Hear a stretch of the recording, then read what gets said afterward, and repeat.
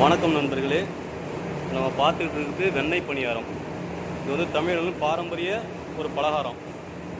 இதை எப்படி செய்கிறதுன்னு இப்போ பார்ப்போம். இது சுத்தமான ஊத்துக்குழி வெண்ணெய், அரிசி மாவு.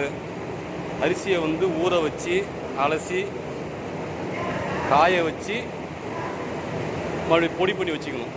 ஒரு பங்கு வெண்ணெய், 3 மடங்கு அரிசி மாவு, கொஞ்சமாக மைதா மாவு சேர்த்து நல்லா உருட்டி போகிற அளவுக்கு இந்த இந்த இந்த பதத்துக்கு பிசைஞ்சிக்கணும். பிசைஞ்சிக்கிட்டு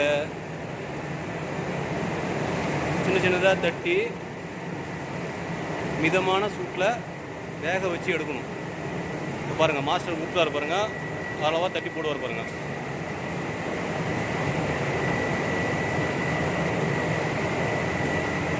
மிதமான சூட்டில் போட்டு நல்லா பொன்னிறமாக பொரித்து எடுத்து சீனியை பொடி பண்ணி வச்சுக்கணும்.